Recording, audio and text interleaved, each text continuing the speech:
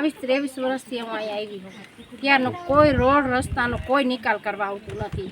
મતદાન આવે, ચૂંટણી જ્યારે હોય ત્યારે કહીએ કે અમે તમને બધું બનાવી દઈશું. કાનાભાઈની ઓફિસે અમે 50 વાર ગયા, અહીંયા ખુદ અમને કીધેલું કે આ ચૂંટણી આવી મોર થઈ જાય છે, અને આ ચૂંટણી આવી છતાં અમારું કાંઈ કામ થયું નથી. બરાબર, તો મતદાન જોઈ ત્યારે જ અમે માણસ થઈને અમે અમારા નાગરિક તરીકે એક મતદાન કરી એટલું જ સમજી લેવાનું. બાકી કોઈ અમને કોઈ પણ વ્યવસ્થા મળતી નથી. અહીંયા રોડ ગટર એની કોઈ વ્યવસ્થા નથી. સ્કૂલમાં બાળકોને જવું હોય તો કાંઈ પણ એની વ્યવસ્થા છે નહીં. બરાબર, અને અમે જ્યારે બહાર નીકળી ત્યારે રિક્ષા અમને મળતી નથી. જ્યારે માંદા હોય ત્યારે રિક્ષાવાળાને બોલાવી તો 100 રૂપિયા ને 200 રૂપિયા કીએ છે. તો અમને કોઈ પણ જાતની વ્યવસ્થા અહીંયા મળતી જ નથી. ત્યારે કાનાભાઈએ કીધું હતું કે અમે તમને રોડ કરી દઈશું, બરાબર, તમે ઘરે વયા જાઓ. અમે આવતા રહ્યા પછી અમારી સંભાળ લેવા કોઈ પણ હજી લગી આવ્યું નથી. તમારી માંગણી શું છે? અમારી માંગણી રોડ અને ગટર થઈ જાય એ જ અમારી માંગણી. બાકી તો મત દેવા તાણે તો બધાય આવવાના ને બધાય કીએ છે કે આ તમને કરી દઈશું, ઓલું કરી દઈશું. કોઈ પણ અમારું સાંભળતું જ નથી. સોનલબેન આસમભાઈ સુમરા, રણછોડનગરમાં સમસ્યા 40 વર્ષથી હશે, કાંઈ એનો હલ થતો નથી. રોડ રસ્તા ગટર કાંઈ છે નહીં, નથી પાણીનો નિકાલ. ચોમાસામાં મારા ખાટલા ઉપર બેસીને જમે છે. બરાબર છે. અને વિદ્યાર્થીઓને શાળાએ જવા માટે બહુ તકલીફ પડે છે. સાજા માંદા રિક્ષાવાળા કોઈ આવતા નથી. આનું અમને સમસ્યાનો હલ કરો તમે.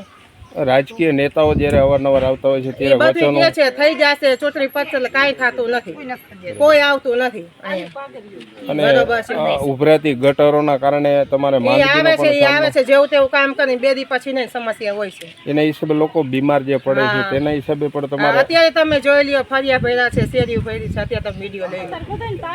તમારી માંગણી શું છે? અમારા રોડ ને રસ્તા ગટર ને બરોબર, બીજું કાંઈ છે નહીં. અમે બધા મત દેવા તૈયાર છે, આખી સોસાયટી.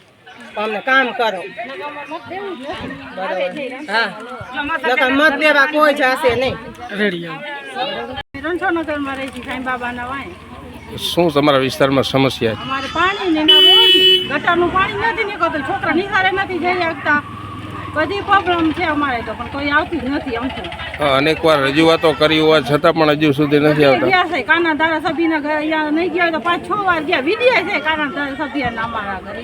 તેઓ દ્વારા શું કહેવામાં આવતું હોય છે? એ કે કરી જાશું, હજી લગી આવ્યા નથી કોઈ. મત દેવો, મત દેવાનો શું મતલબ અમારે? એમ કે રણછોડનગર ગયા નગરપાલિકામાં જાય છે તો એમ કે રણછોડનગર તમારે અમારામાં આવતું જ નથી, લખતા જ નથી અરજી. આવશે કાંઈ નથી આવતા. મત દેવા ત્યારે કેમ આવી જાય છે, ત્યારે કેમ રણછોડનગરનો મા ને બાપ બે ભેગું થઈ જાય.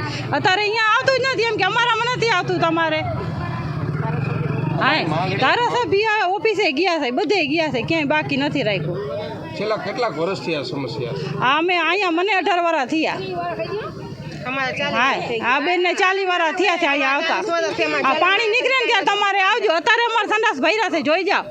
ઘરે આવીને અહીંયા કુંડી હજી કાઢવા નથી આવતા. પ્રેસ અરજી કરી હતી, અરજી વાર આવતા જ નથી કાંઈ. નગર મારું નામ સનીભાઈ નવીનભાઈ મારુણિયા છે. હું રણછોડનગરમાં 5 વર્ષથી રહું છું. 5 વર્ષથી અહીંયા હું જેદુનો આવ્યો તે દિવસનું કાંઈ પણ કામ એવું લાગ્યું નથી કે કામ સારું થયું હોય એવું. એટલે અમારું મત કામ વ્યવસ્થિત થશે તો દેવામાં આવશે, નગર દેવામાં નહીં આવે. બરાબર.